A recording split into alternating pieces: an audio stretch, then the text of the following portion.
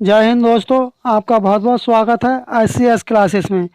इस क्लास में हम जानेंगे UP police practice set Hindi के बारे में, जो कि 17-18 फरवरी को आपका यूपी पुलिस कांस्टेबल का पेपर होने जा रहा है, जिसे देखते हुए हम लेकर के आए हैं हिंदी प्रैक्टिस सेट।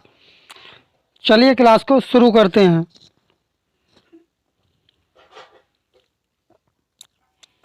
प्रश्न नंबर 1, हिंदी भाषा में हास्य स्वरों की संख्या कितनी है? क्या चीज़? हिंदी भाषा में हास्य स्वरों की संख्या कितनी होती है, आपको बताना है। तब आपका इस प्रश्न के लिए सही जवाब हो जाएगा ऑप्शन बी 4। हिंदी भाषा में हास्य स्वरों की संख्या कितनी होती है? 4। चलते हैं नेक्स्ट क्वेश्चन की तरफ। भाषा विज्ञान की दृष्टि से ऊ किस प्रकार का स्वर है? आपको बताना है ऊ शब्द किस प्रकार का स्वर है। तब आपका इस प्रश्न के लिए सही जवाब हो जाएगा ऑप्शन डी पश्य संवृत। चलते हैं नेक्स्ट क्वेश्चन की तरफ।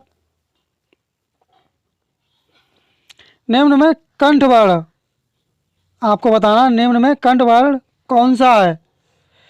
तब आपका इस प्रश्न के लिए सही जवाब हो जाएगा ऑप्शन बी आ। निम्न में से योग रूढ़ शब्द क्या है? योग रूढ़ शब्द है, आपको बताना है योग रूढ़ शब्द कौन सा है। तब आपका इस प्रश्न के लिए सही जवाब हो जाएगा ऑप्शन ए बीड़ा वादनी। चलते हैं नेक्स्ट क्वेश्चन की तरफ। प्रश्न नंबर 5, महात्मा शब्द में कौन सा समास है? आपको बताना है महात्मा शब्द में कौन सा समास है। तब इस प्रश्न के लिए आपका सही जवाब हो जाएगा कर्मधारय समास। चलते हैं नेक्स्ट क्वेश्चन की तरफ। निम्न में से कौन सा लुटेरा शब्द में प्रयुक्त प्रत्यय है? आपको बताना लुटेरा शब्द में कौन सा प्रत्यय है। तब आपका इस प्रश्न के लिए सही जवाब हो जाएगा ऑप्शन ए ऐरा। चलते हैं नेक्स्ट क्वेश्चन की तरफ। बाप का संबंधवाचक संज्ञा रूप होगा। क्या चीज? बाप का संबंधवाचक संज्ञा रूप क्या होगा। तब आपका इस प्रश्न के लिए सही जवाब हो जाएगा बपौती, ऑप्शन डी। चलते हैं नेक्स्ट क्वेश्चन की तरफ। निम्नलिखित 4 विकल्पों में से शुद्ध वाक्य, क्या चीज? शुद्ध वाक्य का चयन कीजिए। क्या करना है? शुद्ध वाक्य का चयन करना है। तब इस प्रश्न के लिए आपका सही जवाब हो जाएगा ऑप्शन डी रेखा ने भोजन किया है। रेखा भोजन कर ली, ये भी गलत है। रेखा भोजन की ली, यह तो हो ही नहीं सकता है, ये भी गलत है। रेखा ने भोजन कर ली है, ये भी गलत तरीका है बोलने। तो तब इस प्रश्न के लिए आपका सही जवाब हो जाएगा ऑप्शन डी रेखा ने भोजन किया है। चलते हैं नेक्स्ट क्वेश्चन की तरफ।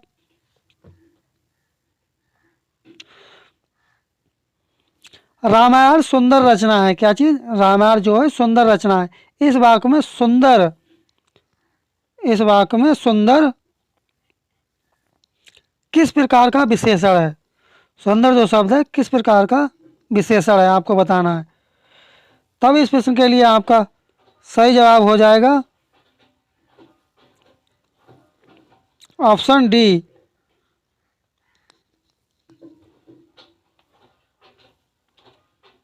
चलते हैं नेक्स्ट क्वेश्चन की तरफ।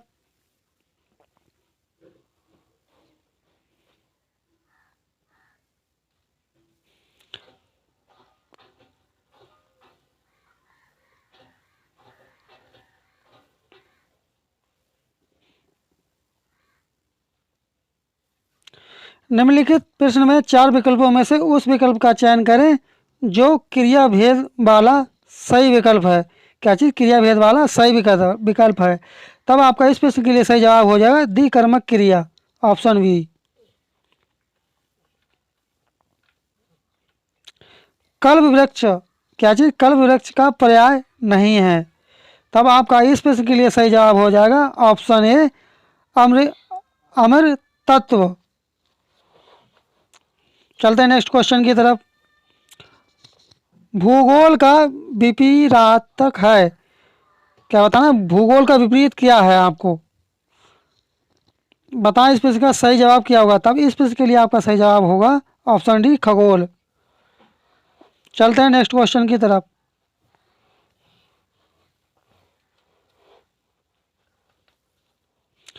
किसी बड़े आदमी के निधन की वार्षिक तिथि क्या है।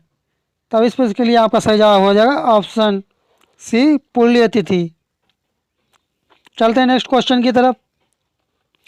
जो व्याकरण अच्छी तरह से जानता है, क्या चीज, जो व्याकरण अच्छी तरह से जानता है, तब इस प्रश्न के लिए आपका सही जवाब हो जाएगा ऑप्शन ए व्याकरण।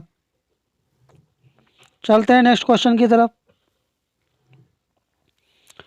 उसने टेढ़ी चाल चली, क्या चीज, उसने टेढ़ी चाल चली, वाक्य में कौन सा कारक है आपको बताना है, वाक्य में कौन सा कारक है।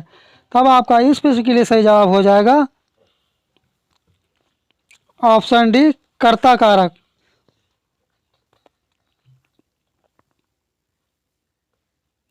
चलते हैं नेक्स्ट क्वेश्चन की तरफ।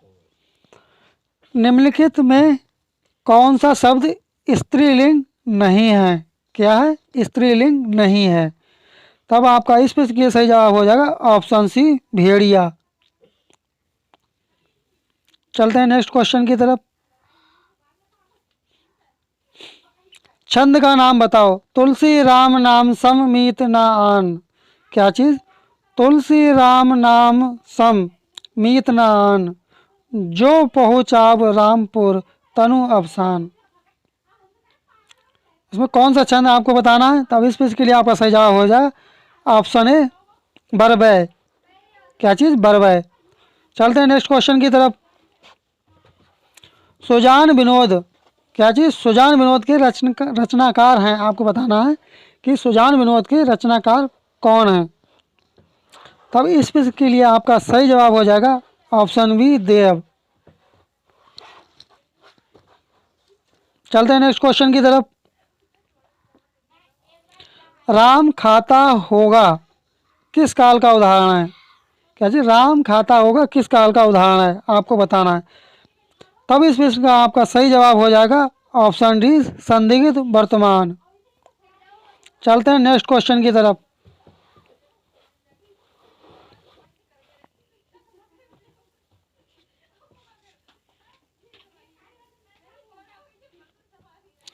निम्न भाववाच्य बताइए। निम्न में क्या बताना है, भाववाच्य बताना किसमें है।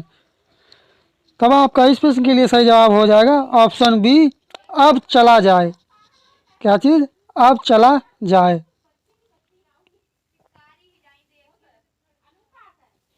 नीली कमीज वाले छात्र को यह कलम दे दो, क्या चीज, नीली कमीज वाले छात्र को यह कलम दो। रचना के आधार पर वाक्य का सही भेद पहचानना है आपको।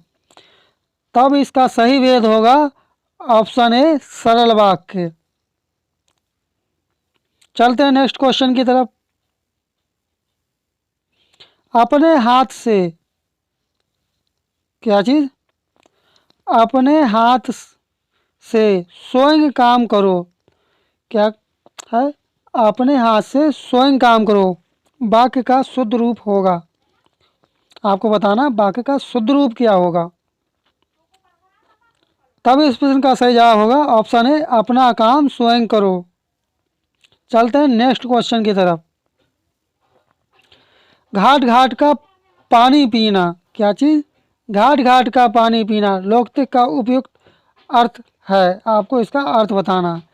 तब इस प्रश्न का आपका सही जवाब हो जाएगा ऑप्शन ए अनेक क्षेत्रों का अनुभव।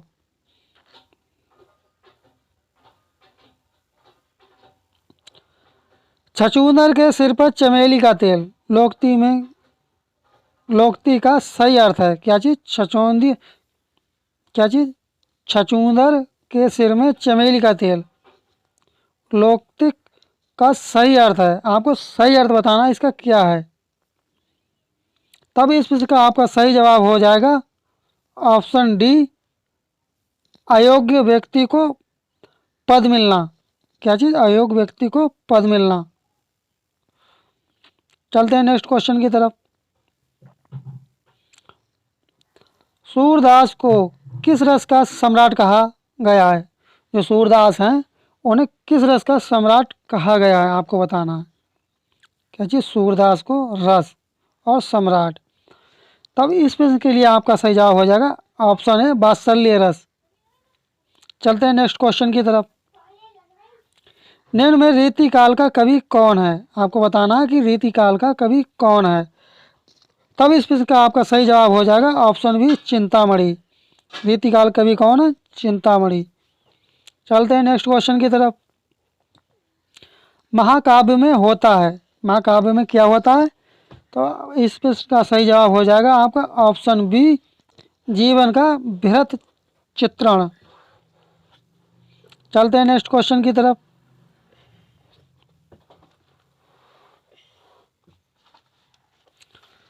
क्वेश्चन नंबर 28, चांद का मुंह टेढ़ा है। क्या चीज? चांद का मुंह टेढ़ा है के रचयिता हैं। आपको बताना चांद का मुंह टेढ़ा है के रचयिता हैं। तब इस प्रश्न का सही जवाब हो जाएगा ऑप्शन डी, मुक्तिबोध। चलते हैं नेक्स्ट क्वेश्चन की तरफ। अशोक के फूल निबंध के रचयिता हैं। आपको बताना है अशोक के फूल के निबंध के रचयिता कौन हैं। तब इस प्रश्न का आपका सही जवाब हो जाएगा ऑप्शन है हजारी प्रसाद द्विवेदी। चलते हैं नेक्स्ट क्वेश्चन की तरफ। होरी किस उपन्यास का पात्र है? क्या चीज? होरी किस उपन्यास का पात्र है। तब इस प्रश्न का आपका सही जवाब हो जाएगा ऑप्शन डी, गोदान। चलते हैं नेक्स्ट क्वेश्चन की तरफ। क्वेश्चन नंबर 31, शकुंतला किसकी पुत्री थी? आपको बताना है शकुंतला किसकी पुत्री थी। तब इस प्रश्न का आपका सही जवाब हो जाएगा ऑप्शन बी, विश्वामित्र की। जो शकुंतला थी वे किसकी पत्नी थी? विश्वामित्र की, विश्वामित्र की पुत्री थी। शकुंतला किसकी पुत्री थी? शकुंतला विश्वामित्र की पुत्री थी। चलते हैं नेक्स्ट क्वेश्चन की तरफ। मलबे का मालिक। क्या चीज? मलबे का मालिक कहानी के रचनाकार इनमें से कौन है? आपको बताना है मलबे का मालिक कहानी के रचनाकार इनमें से कौन है। तब इस प्रश्न के लिए आपका सही जवाब हो जाएगा option A, Mohan Rakesh.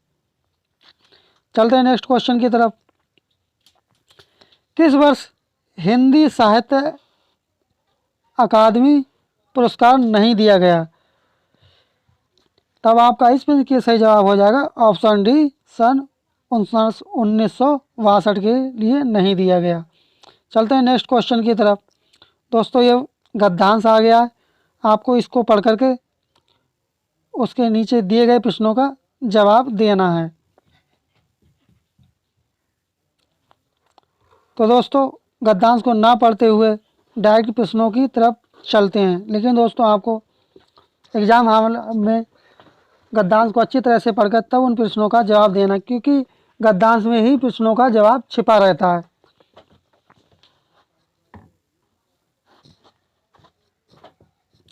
Question number 34, इस गद्यांश का मूल कथ्य क्या है? यानी कि जो पैराग्राफ दिया है इसका मूल भाव या कथ्य क्या है, किस पर आधारित है, आपको बताना है। तब इस प्रश्न के लिए आपका सही जवाब हो जाएगा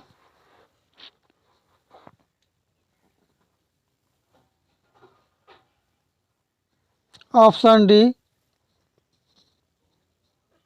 निःशक्तिकरण और विश्व शांति। चलते हैं दोस्तों नेक्स्ट क्वेश्चन की तरफ। क्वेश्चन नंबर 35, भयंकर विनाशकारी आधुनिक शास्त्रियों को बनाने की प्रेरणा किसने दी थी? तो प्रेरणा किसने दी थी? इस प्रश्न का आपका सही जवाब हो जाएगा ऑप्शन सी, जापान पर गिराए गए एटम बम ने। क्या चीज़? जो जापान पर गिराए गए एटम बम ने। चलते हैं नेक्स्ट क्वेश्चन की तरफ। एटम बम की अपार शक्ति का प्रथम अनुभव कैसे हुआ? इस प्रश्न के लिए आपका सही जवाब हो जाएगा ऑप्शन ए, जापान में हुई भयंकर विनाश लीला से। चलते हैं नेक्स्ट क्वेश्चन की तरफ। बड़े बड़े देश आधुनिक विनाशकारी शस्त्र क्यों बना रहे हैं? तब इस प्रश्न का आपका सही जवाब हो जाएगा ऑप्शन डी, पारस्परिक भय के कारण। क्योंकि ये जो लोग विनाशकारी शस्त्र या परमाणु बम जैसे हथियार बना रहे हैं, ये एक दूसरे के भय के चक्कर में बना रहे हैं, क्योंकि कहीं वो हम पे ऐसा ना कर दे, वो सोचता कि हम पे वो ऐसा ना कर दे। ठीक है दोस्तों, ये अंतिम प्रश्न था। दोस्तों अगर क्लास अच्छी लगी हो तो चैनल को सब्सक्राइब, वीडियो को लाइक और अपने दोस्तों में शेयर करना ना भूलें। मिलते हैं दोस्तों नेक्स्ट क्लास में। जय हिंद, जय भारत।